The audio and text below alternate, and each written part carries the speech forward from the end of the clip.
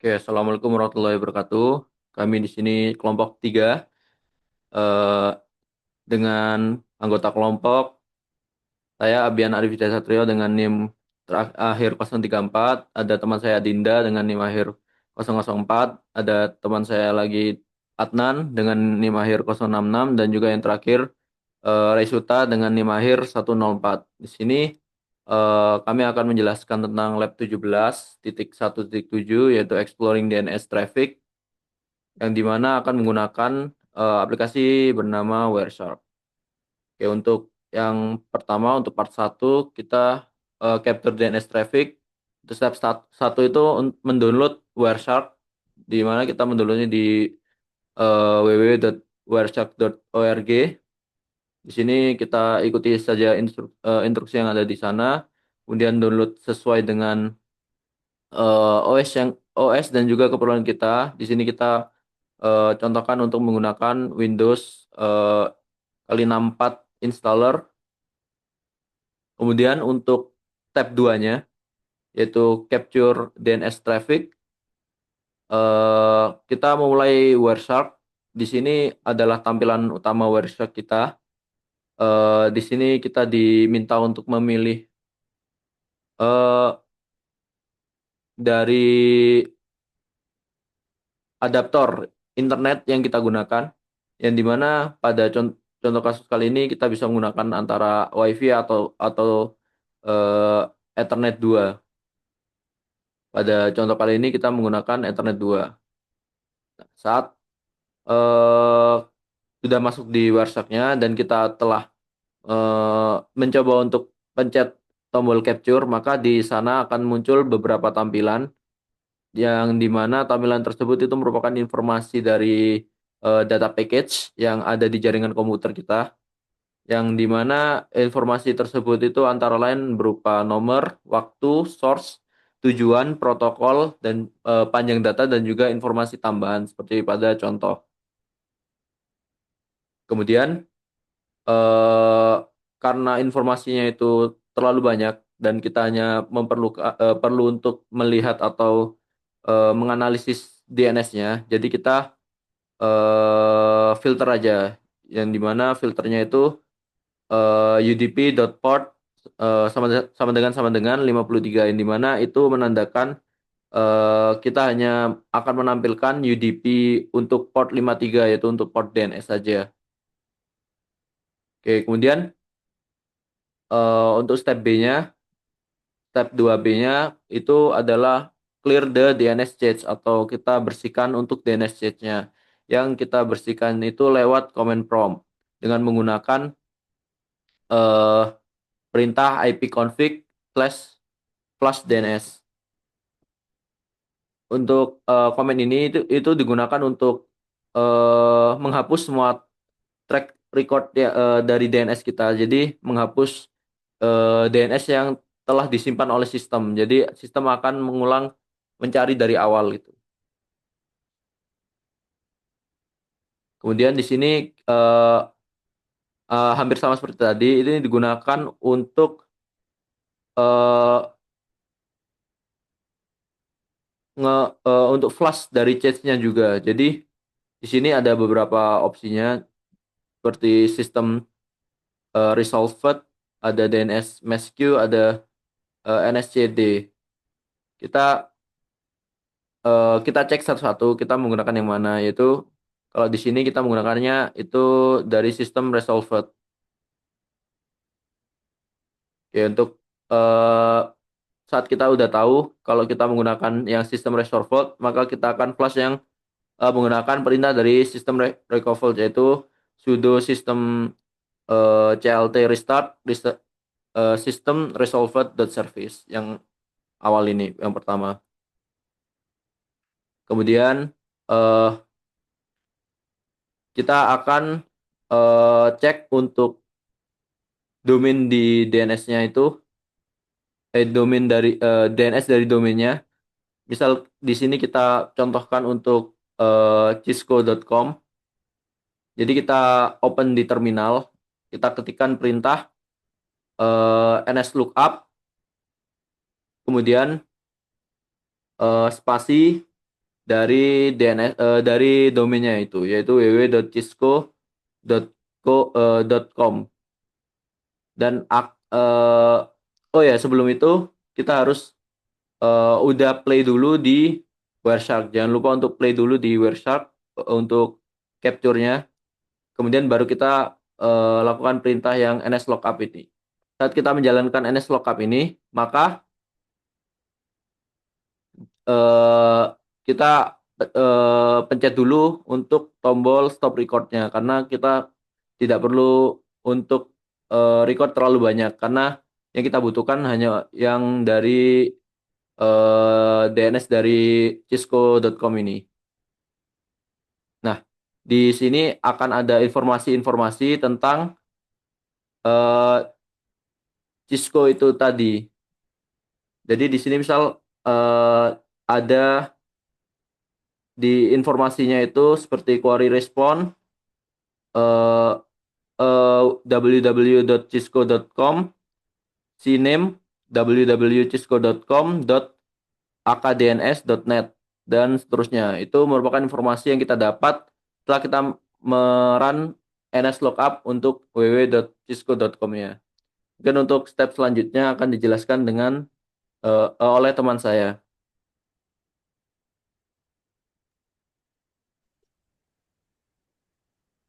Oke, part selanjutnya yaitu part 2 ada explore DNS query traffic.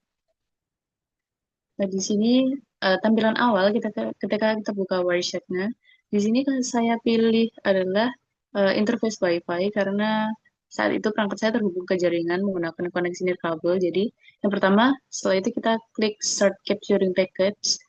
Setelah capture-nya berjalan, kita akan buka browser, misalnya Chrome, menggunakan situs www.cisco.com. Jadi agar muncul paket DNS query yang dikirim dari komputer ke DNS servernya. Nantinya di kolom filter atas ini akan dimasukkan udp.port sama dengan 53 untuk menampilkan hanya paket DNS yang menggunakan protokol UDP dengan port tujuan 53. Oke, selanjutnya.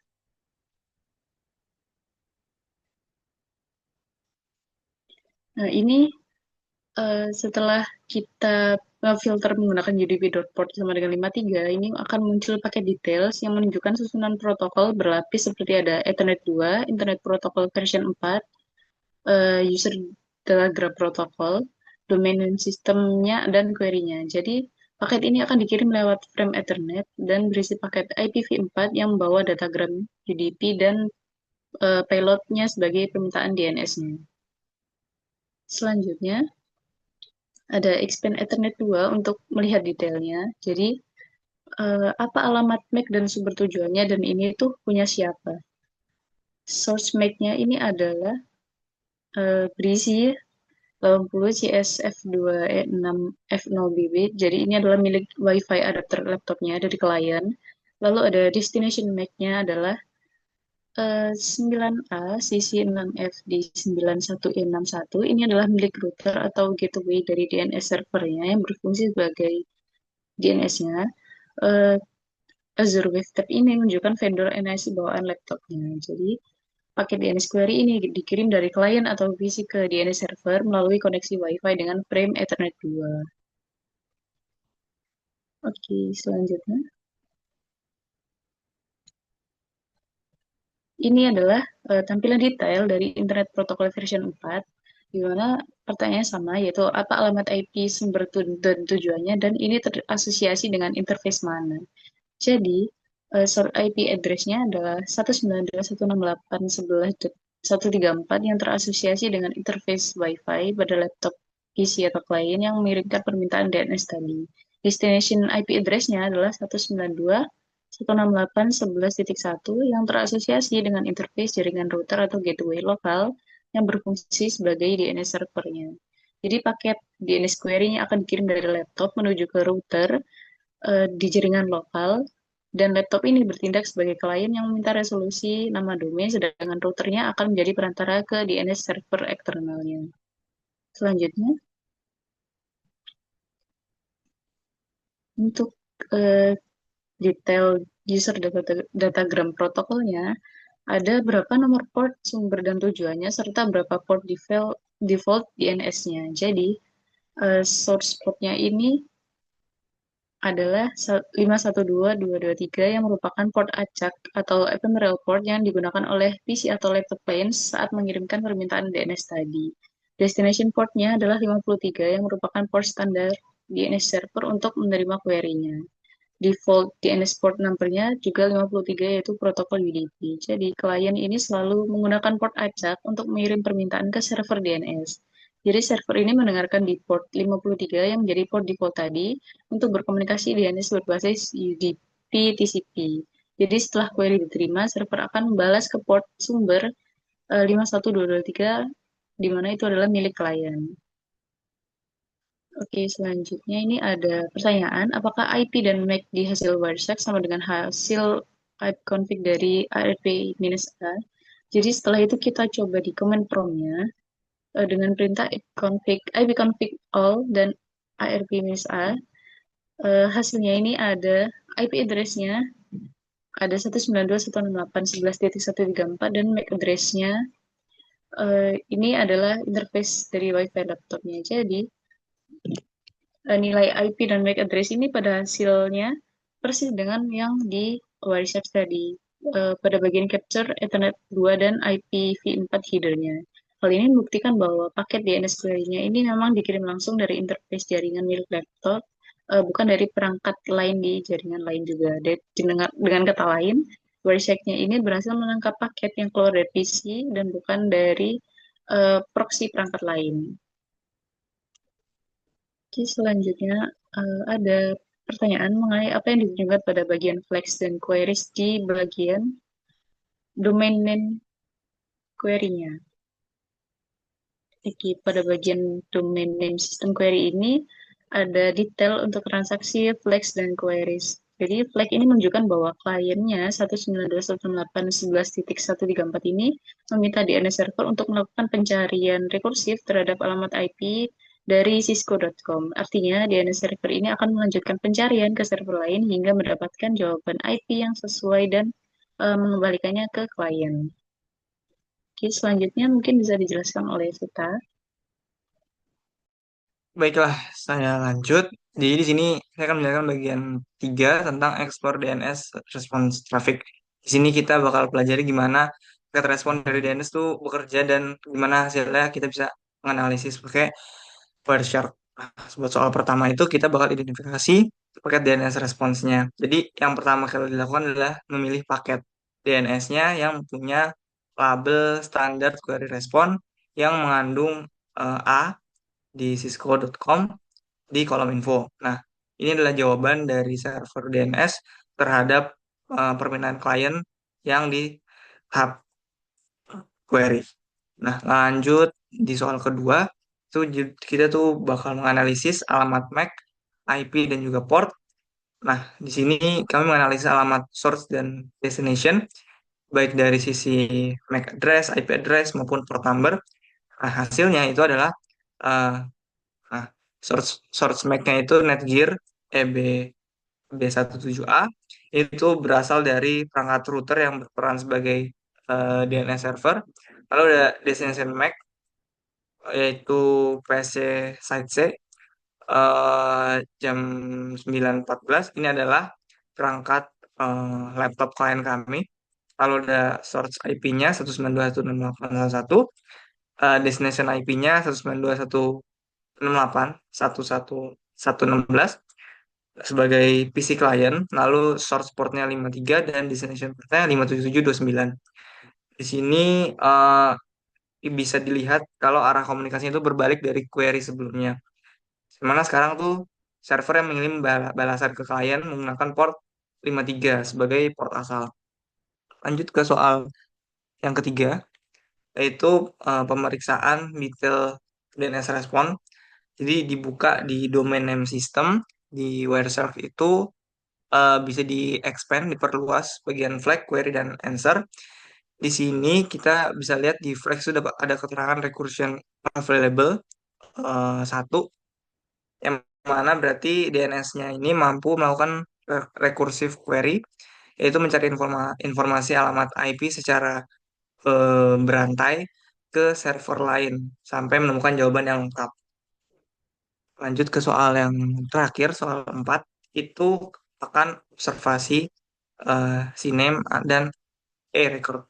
Nah, di Wireshark itu di answer eh, bakal ditemuin yang penting itu adalah ternyata bukan alamat langsung di Cisco itu bukan alamat langsung tapi merupakan CNAME atau Koni local name yang diarahkan ke beberapa nama lain sebelum mencapai ke alamat IP yang final gitu. Urutannya itu dari Cisco ke Cisco VDNSNet, lalu ke Cisco Key.net, terus baru ke E144. Nah, dan dari A record terakhir didapatkan IP yaitu 2352, 234, 158. Nah, yang mana ini nilainya itu sama persis dengan perintah yang di NSLOOKUP di Cisco. Jadi hasil dari Wireshark sama NSLOOKUP tuh sama gitu. Baik, selanjutnya dilanjutkan oleh teman saya. Oke, selanjutnya terkait reflection dari keseluruhan praktikum yang udah kita coba. Di sini dari hasil dari Wireshark, apa yang bisa kita dapatkan tentang jaringan ketika kita nge-remove filternya gitu ya. Di sini dengan hapus filter dan meninjau seluruh capture, kita memperoleh gambaran jaringan yang jauh lebih lengkap dibandingkan hanya melihat paket TNS.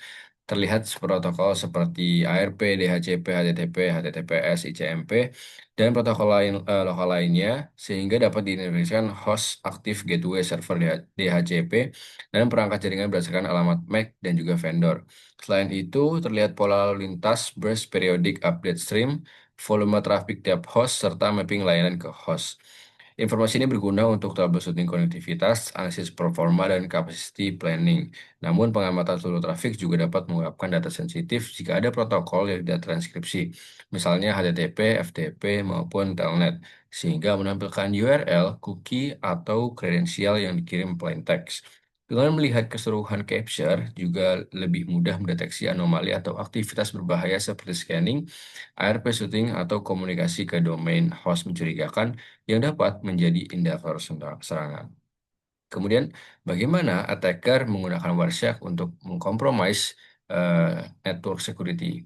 Nah, di sini jawabannya seorang penyerang dapat memanfaatkan Wireshark untuk teknik sniffing, untuk melakukan reconnaissance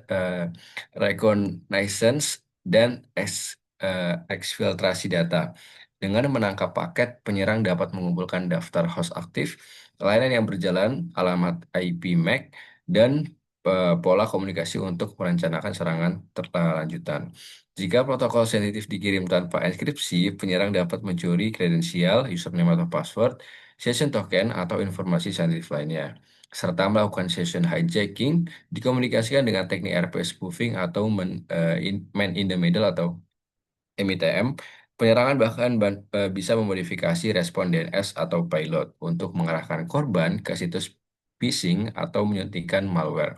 Selain itu, analisis trafik memungkinkan penyerang menemukan perangkat bernilai seperti server, database, kontrol interface IoT, dan waktu operasional admin untuk serangan terjadwal. Oleh karena itu, penting menerapkan mitigasi seperti mengenkripsi komunikasi, segmentasi jaringan, proteksi layar link, penggunaan 802.1x, serta pemantauan dan deteksi intrusi untuk mengurangi resiko sniffing dan penyalahgunaan informasi jaringan.